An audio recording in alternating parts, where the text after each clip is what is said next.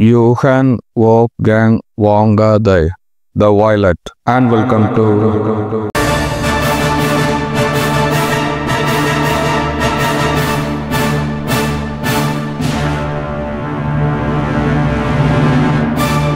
Elachium literature.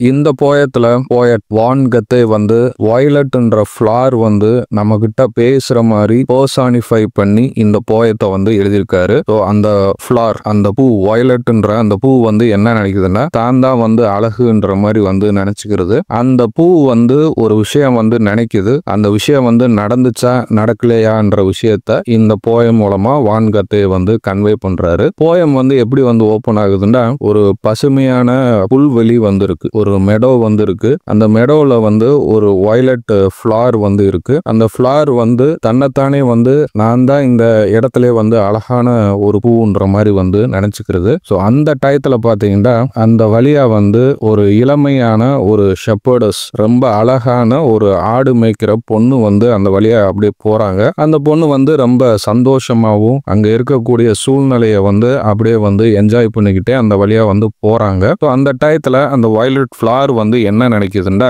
நான் வந்து வாழ போறது கொஞ்ச நேரம் தான், ஆனா இந்த கொஞ்ச நேரத்திலையும் என்னைய வந்து இந்த இயற்கை வந்து ரொம்ப அழகான பூவா தான் வந்து படைச்சிருக்கு. என்னைய வந்து பார்த்த உடனே அந்த ஷெப்பர்டஸ், அந்த ஆடு மேய்க்கிற பொண்ணு வந்து என்ன பண்ண போறான்டா, காதல் வயப்பட்டு அப்படியே என்னை எடுத்து அந்த பொண்ணு வந்து தன்னுடைய மார்போடு வந்து என்னை சேர்த்து அணைச்சுக்கிற போறான்ற மாதிரி அந்த வயலட் ஃப்ளார் வந்து நினைச்சுக்கிருக்கு. ஆனா அந்த இடத்துல என்ன வந்து நடந்துருதுன்னா, அந்த வயலட் ஃப்ளார் வந்து அந்த பொண்ணோடைய கண்ணிலே வந்து படல. அந்த வயலட் ஃப்ளார்னால அந்த பொண்ணோடைய கவனத்தை வந்து ஈர்க்க முடியல. தவறுதலா அந்த பொண்ணு வந்து என்ன பண்ணிருதுன்னா, அந்த வயலட் ஃப்ளாரை வந்து அப்படியே முதிச்சு நசுக்கிடுறாங்க. அந்த ஃப்ளாரை வந்து, அந்த வயலட் ஃப்ளாரை வந்து அப்படியே வந்து கிரஷ் பண்ணிடுறாங்க. அந்த பூ வந்து சாகுற தருவாயில கூட அந்த பூ வந்து என்ன சொல்லுதுன்னா, இது வந்து மர்டர்லாம் வந்து கிடையாது, நான் வந்து சாகத்தான் போறேன், ஆனா நான் வந்து சந்தோஷமா தான் சாக போறேன், அந்த பொண்ணுக்காக தான் நான் வந்து இறக்குறேன்ற மாதிரி சொல்லி அந்த பொண்ணோடைய பாதத்துக்கு அடியிலே அந்த பூ, அந்த வயலட் ஃப்ளார் வந்து அப்படியே இறந்துருது. ஸோ இந்த போயத்துல போயட் வந்து நிறைய ஃபிகர்ஸ் ஆஃப் ஸ்பீச் வந்து யூஸ் பண்ணியிருக்காரு. பாத்தீங்கன்னா பர்சானிஃபிகேஷன் வந்து யூஸ் பண்ணியிருக்காரு. ஸோ பாத்தீங்கன்னா பர்சானிஃபிகேஷன் என்னதுன்னா, ஒரு உயிர் இல்லாத பொருளுக்கு வந்து மனிதனுடைய தன்மைகள்லாம் வந்து கொடுத்து அது வந்து மனுஷன் மாதிரியே வந்து பேசுற மாதிரி வந்து காட்டியிருப்பாங்க. அதைத்தான் வந்து பர்சானிஃபிகேஷன் சொல்லுவாங்க. இந்த இடத்துல வந்து பாத்தீங்கன்னா இந்த போயத்துல போயட் வந்து அந்த வயலட் ஃப்ளார் வந்து நம்ம கிட்ட வந்து பேசுற மாதிரி வந்து போயட் வந்து எழுதியிருப்பாரு. அதுக்கு எக்ஸாம்பிளா ஒரு லைன் கூட வந்து இருக்கு, தாட் த வயலட்ன்ற மாதிரி வந்து மென்ஷன் வந்து பண்ணியிருப்பாரு. ஸோ அந்த பூ வந்து என்ன நினைச்சுக்கிறதுன்னா, நேச்சரால படைக்கப்பட்ட ஒரு ரொம்ப அழகான பூ நான் தான்ன்ற மாதிரி அந்த வயலட் பூ வந்து எமோஷனலா வந்து நம்ம கூட வந்து கம்யூனிகேட் பண்ற மாதிரி வந்து இந்த போயத்துல வந்து மென்ஷன் பண்ணியிருக்காரு. அடுத்து பாத்தீங்கன்னா ஐரணி வந்து யூஸ் பண்ணியிருக்காரு. இந்த போயமோடைய எண்டில் கூட நம்ம வந்து பார்க்கலாம். ஸோ அந்த பூ வந்து என்ன நினைக்குதுன்னா, அந்த பொண்ணு வந்து நம்மளை பார்த்தோன்னே காதல் வயப்பட்டு அப்படியே வந்து அணைச்சுக்கிற போறான்ற மாதிரி நினைக்கிறது. ஆனா அதுக்கு ஆப்போசிட்டா அந்த பூவை வந்து அந்த பொண்ணு வந்து அப்படியே வந்து க்ரஷ் வந்து பண்ணிடுறாங்க. அந்த சாகுற தருவாயில கூட அந்த பூ வந்து என்ன சொல்லுதுன்னா, நான் வந்து அந்த பொண்ணுக்காக தான் வந்து இறந்து போறேன்ற மாதிரி வந்து சொல்லுது. ஸோ அந்த பூ வந்து ஒரு விஷயம் வந்து நினைக்குது, ஆனா அதுக்கு நேர்மாறா ஒரு விஷயம் வந்து நடக்கிற மாதிரி போயத்துல வந்து காட்டியிருக்காரு. அடுத்து வந்து இமேஜரி வந்து யூஸ் பண்ணியிருக்காரு. போயமுடைய ஓப்பனிங் லைன்லயும் சரி, போயம்ல வந்து அந்த ஷெப்பர்டஸ் உடைய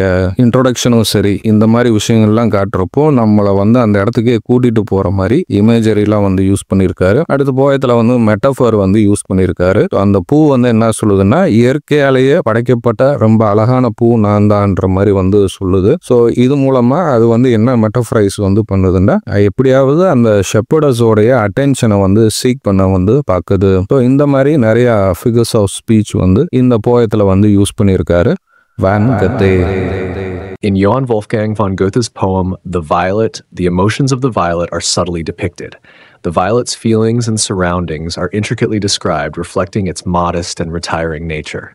The violet stands alone on the meadow. It is described as retiring and of modest mood. This indicates its shy and unassuming nature. The violet is content to be unnoticed and remains hidden from view. The line, "In truth, a violet fair," shows its simple beauty and elegance. It feels secure in its quiet existence. The violet is surrounded by a lively shepherdess. The shepherdess roamed with sprightly joyousness and blithely wooed the air with sweet carols. This contrast highlights the violet's own reserved presence. While the shepherdess is cheerful and outgoing, the violet remains demure and modest. The violet's mood contrasts sharply with the vibrant energy of the shepherdess. The violet is considered modest because it does not seek attention. It is content to be in the background, enjoying its quiet life. The term retiring suggests that it prefers to stay out of the spotlight. Its gentle demeanor and unobtrusive presence reflect its modesty. The violet's feelings of being content in its simplicity further underline its retiring nature. The violet wishes it were the most beautiful flower.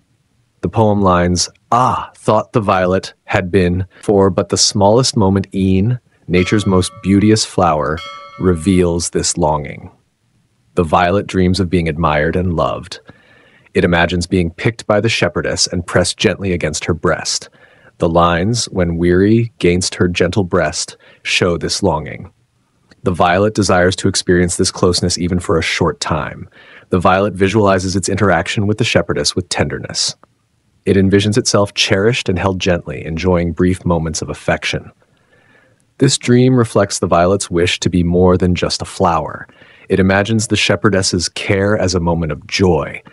The violet's desire for just a moment of affection shows its deep yearning.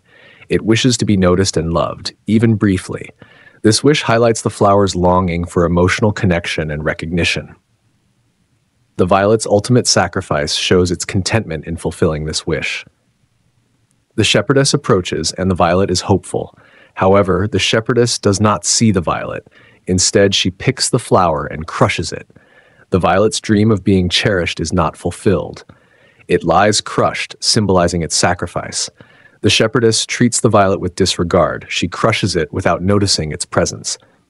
The violet's beauty is overshadowed by her actions. Despite its modest hope, the violet's fate is sealed. The shepherdess's carelessness contrasts with the flower's delicate nature. The violet's final thoughts reflect a mix of emotions. It feels happy to have been chosen. The violet is content to die for the shepherdess. Its final moments are spent near her feet.